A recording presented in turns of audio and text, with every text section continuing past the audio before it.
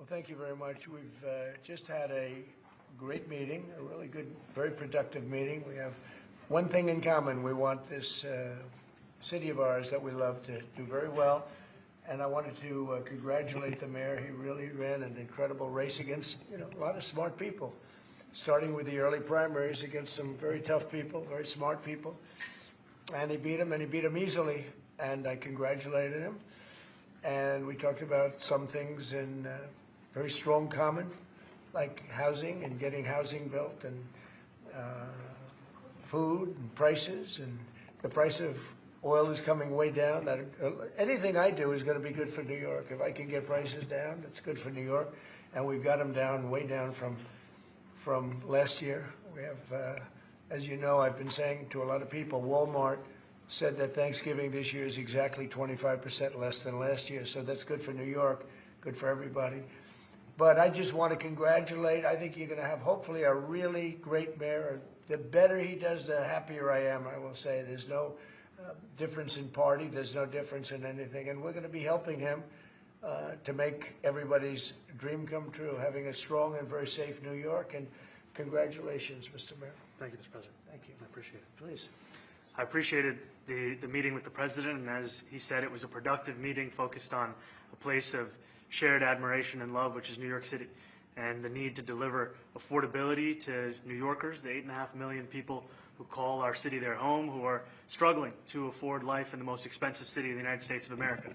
We spoke about rent, we spoke about groceries, we spoke about utilities, we spoke about the different ways in which people are being pushed out, and I appreciated the time with the president, I appreciated the conversation. I look forward to working together to deliver that affordability for New Yorkers. Thank you very much. Any questions, please? President Trump, Stephen Nelson from the New York Post. I've got a question for you and then also one for the Mayor-elect. Sure. For you, you referred to Mr. Mamdani as a communist. Can you describe why you feel that way? And also, will you do anything to stop him from arresting Prime Minister Netanyahu if he visits New York? Well, we didn't discuss your second part of the question, and on your first part, I mean, he's got views that are a little out there, but who knows? I mean, we're going to see what works, or he's going to change also. We all change. I changed a lot. From when I first came to office. It's now quite a while ago. It's quite a while. My first term was great. We had the greatest economy in the history of our country. We're doing even better now. We're doing much better now than we did even the first term. And I can tell you some of my views have changed. And we had discussions on some things. I'm not going to discuss what they were, but that I feel very confident that he can do a very good job. I think he's going to be. I think he is going to surprise some conservative people, actually, and some very liberal people. He won't surprise them because they already like him. And Mr. Mamdani, it sounds like you had a productive discussion, but just days ago you referred to President Trump as a despot who betrayed the country. You said you would be his worst nightmare and accused him of having a fascist agenda. Are you planning to retract any of these remarks in order to improve your relationship? I think both President Trump and we are very clear about our positions and our views, and what I really appreciate about the president is that the meeting that we had focused not on places of disagreement, which there are many, and also focused on the shared purpose that we have in serving New Yorkers. And frankly, that is something that could transform the lives of the 8.5 million people who are currently struggling under a cost of living crisis, with 1 in 4 living in poverty. And the meeting came back again and again to what it could look like to lift those New Yorkers out of struggle and start to deliver them a city that they could do more than just struggle to afford it, but actually start to live in it. And I've been called much worse than a despot, so it's not that insulting. Maybe I think he'll change his mind after we get to working together. Yes, please. Mr. President, Mahdi from MTV Lebanon. Good. I would like to ask you a question about the Middle East regarding Sure. you did said that Hezbollah in Lebanon is not in a good position, and Lebanon now is the final unresolved after Gaza and Syria. Given your assessment, like what do you say for the Lebanese today? It's the independent state in Lebanon, and what is your next move to push toward disarmament? Sure. Well, we are pushing for total disarmament of Hamas and, frankly, everybody else. And we actually have peace in the Middle East. As you know, the King of Saudi Arabia just left yesterday. We had some great meetings, and he's made a contribution toward the United States of more than $1 trillion. We have now over $20 trillion coming in. No country has ever had anything like that, not even close. If you go to $2 trillion or $1 trillion, it's a lot. We have $20 or $21 trillion. I think that Hezbollah has been a problem in Lebanon, big problem. We're working with Lebanon. We're working with everybody in the Middle East. That's another thing I think we have in common. We want to see peace in the Middle East, and we actually have now, for the first time, peace in the Middle East after 3,000 years. And now we're going to refine it, and I think you're going to see some very positive things happen.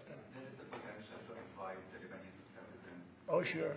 Oh, I would do that, absolutely. And if the mayor would like to be here for that meeting, because I know he feels very strongly. I think you feel very, very strongly about peace in the Middle East. I think it's, We desperately want it, and that's something that I shared with the president, that when I spoke to New Yorkers who had voted for the president last November on Hillside Avenue and Fordham Road, I asked them why. I heard again and again two major reasons. One was that they wanted an end to forever wars. They wanted an end to the taxpayer dollars we had funding violations of human rights, and they wanted to address the cost of living crisis. And I appreciated the chance to discuss both of those things. he said a lot of my voters actually voted for him, and One in 10. And I'm okay with that. President Trump, I have to stand as well. I'll do that. I'll sign it. Give it to me. I'll sign it in a minute. That's pretty good. Mr. President, Yeah, please. you threatened to send federal troops to New York City. You both have differences when it comes to ICE agents Right. in New York City. Mr. Mamdani, you called ICE a rogue government entity. I wonder how you reconcile your differences on both of those issues. Well, I think we're going to work them out, and I think that if we have known murderers and known drug dealers and some very bad people, you know, we want to get them out. And the mayor wants to have peace. We discussed this at great length, actually, maybe more than anything else.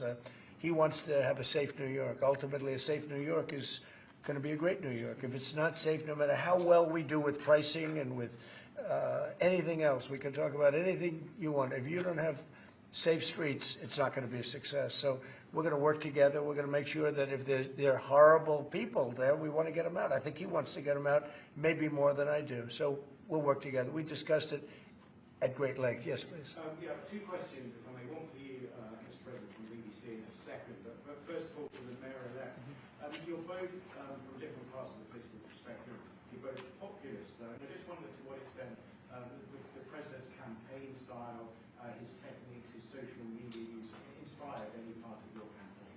Well, I actually told the president that, you know, so much of the focus of our campaign has been on the cost of living crisis. And when we asked those New Yorkers who had voted for the president, when we saw an increase in his numbers in New York City, that came back to the same issue: cost of living, cost of living, cost of living.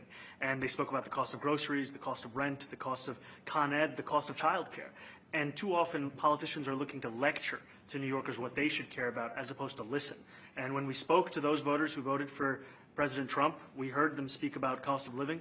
We focused on that same cost of living, and that's where I am really looking forward to delivering for New Yorkers in partnership with the president on the affordability agenda.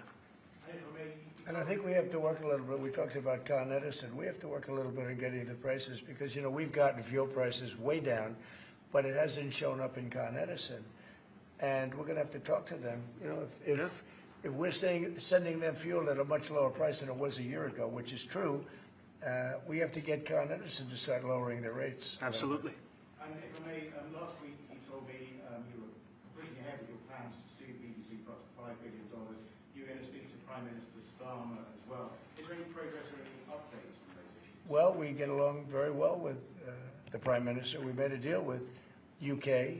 I like him. He's a fine person. And, you know, I think they have some big energy problems. You know, they've got windmills all over the place. They're going to have to start using other methods because their energy is out of control. Talking about in the UK, it's out of control. And he's got that